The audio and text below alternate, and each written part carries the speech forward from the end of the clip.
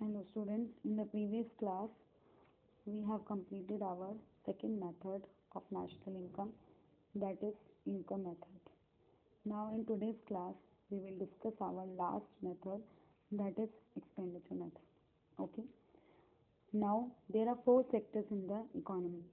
As you already know that sectors: household, firms, government and foreign. Household are individual sectors, firms, government, and the last one is foreign sector. So there are four sectors in the economy. अब जब हम इन four sectors का पूरा expenditure निकालते हैं, इनका जब हम पूरा एक्सपेंडिचर टोटल काउंट करते हैं इन फोर सेक्टर्स का, तो वो हमारा किसके बराबर होता है? नेशनल इनकम के बराबर होता है. ओके. और नेशनल इनकम के बराबर से हम अगर NIT means net indirect taxes और डेप्रिसिएशन, अगर हम ये दो चीज़ें माइनस कर देते हैं, ये दो चीज़ें हटा देते हैं, तो हमारा क्या बन जाता है? GDP at market price. क्या बन जाता है हमारा? GDP at market price. Okay students. Now there are four components of expenditure method. कितने कंपोनेंट्स हैं? Four components. फर्स्ट है प्राइवेट फाइनल कंजम्पशन एक्सपेंडिचर. इसको शॉर्ट में हम PFCEG लिख सकते हैं. ये क्या होता है? Expenditure generally by household, जो हम लोग खर्चा करते हैं.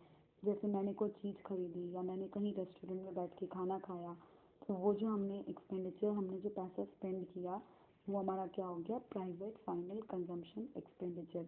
हम अपनी पर्सनल नीड्स को सेटिस्फाई करने के लिए जो भी हम खर्चा करते हैं, वो हमारा प्राइवेट फाइनल कंजम्पशन एक्सपेंडिचर में आ जाता है.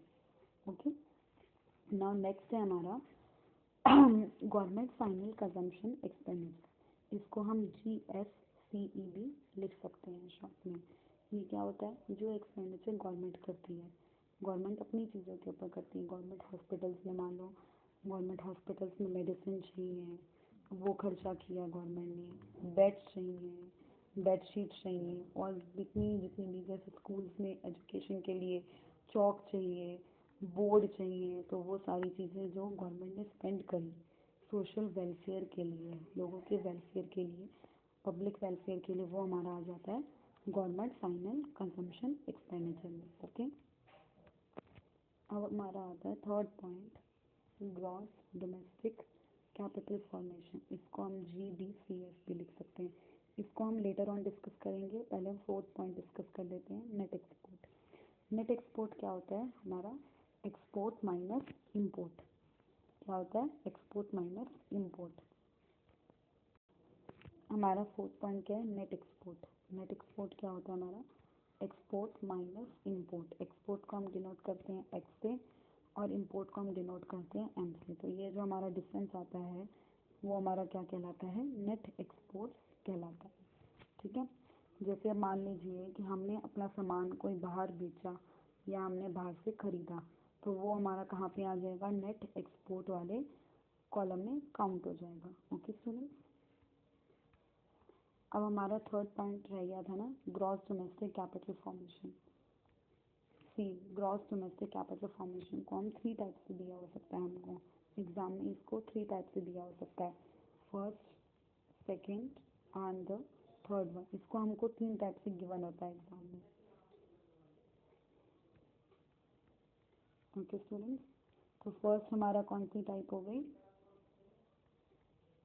फर्स्ट हमारी टाइप हो गई GFCF, gross fixed capital formation, और GDFCF, gross domestic fixed capital formation.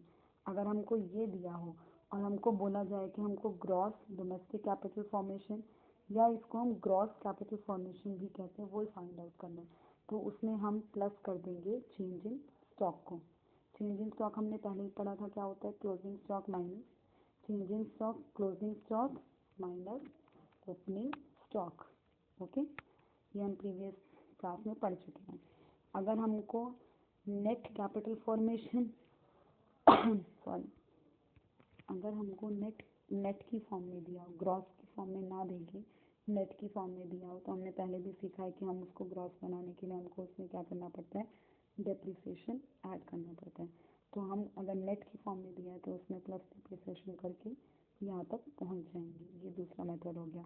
Second, अगर हमको दिया हो net fixed capital formation plus depreciation भी दिया है प्लस चेंज इन स्टॉक दिया है, वहाँ हम कैसे पहुँचेंगे? ग्रॉस में ऐड कर देंगे, डिप्रिसिएशन भी ऐड करेंगे और चेंज इन स्टॉक भी ऐड करेंगे, तो हम पहुँच जाएंगे ग्रॉस कैपिटल फॉर्मेशन या ग्रॉस डोमेस्टिक कैपिटल फॉर्मेशन में। तो ये आपको 3 टाइप से एग्ज़ाम में पूछा जा सकता है कंफ्यूज करने के लिए।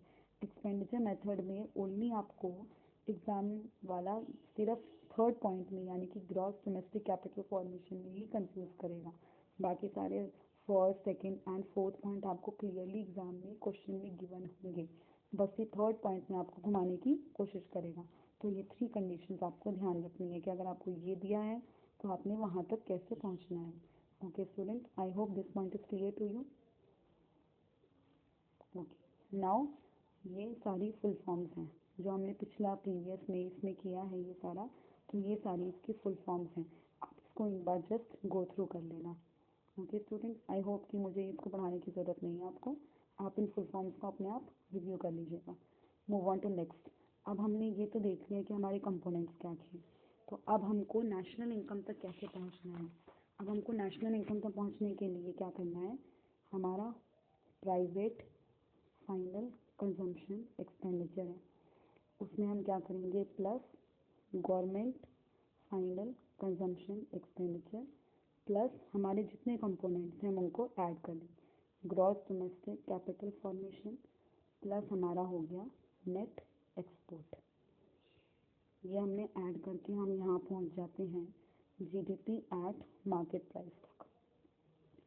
ठीक है, बट हमको फाइंड आउट क्या करना है, हमको नेशनल इनकम फाइंड आउट करना है, एनएनपीएस फैक्टर कॉस्ट तक पहुँचना है। पहले हम क्या करेंगे, इन सारे कंपोनेंट्स को ऐड करके जीडीपी एट मार्केट प्राइस तक पहुँच जाएंगे। ठीक है, यहाँ तक आपको क्लियर है। उसके बाद हम क्या करते हैं, नेक्स्ट देख लेते हैं। अब हमने देख लिया था हम जीडीपी एट मार्केट प्राइस तक पहुँच गए थे। अब हमने पहले नेशनल एग्रीगेट्स में पढ़ चुके हैं कि अगर मार्केट प्राइस है, ग्रॉस है, उसको कैसे चेंज करना है, इसमें माइनस डेप्रिसिएशन कर देंगे, तो हम कहाँ पहुँच जाएंगे, NDP at market price. Gross को हमने नेट में कन्वर्ट कर दिया, फिर उसके बाद हम माइनस नेट इनडायरेक्ट टैक्सेस कर देंगे। क्यों करेंगे, फैक्टर कॉस्ट पे जाने के लिए। एनडीपी एट फैक्टर कॉस्ट आ गया।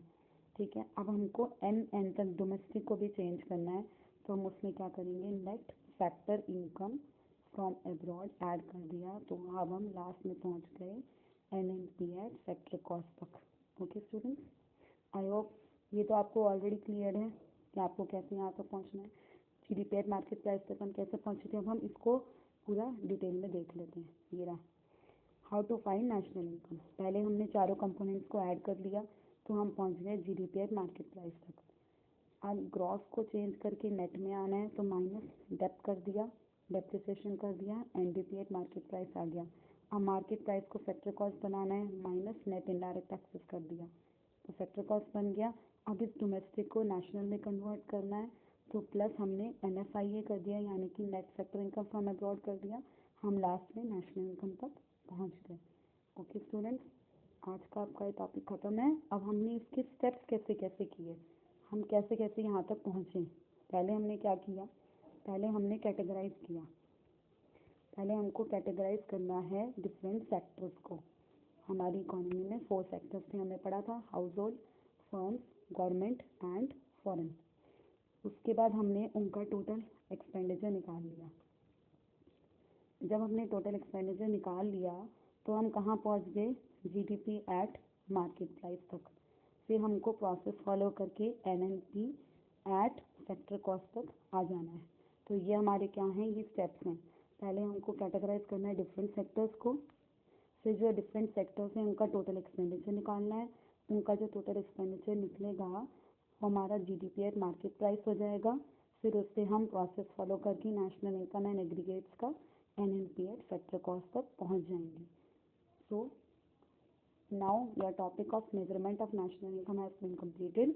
अब हम नेक्स्ट क्लास में तीनों मेथड्स के क्वेश्चंस डिस्कस करेंगे एंड 2-3 क्वेश्चंस करेंगे एंड बाकी के questions I will give you in your homework. Okay students, bye.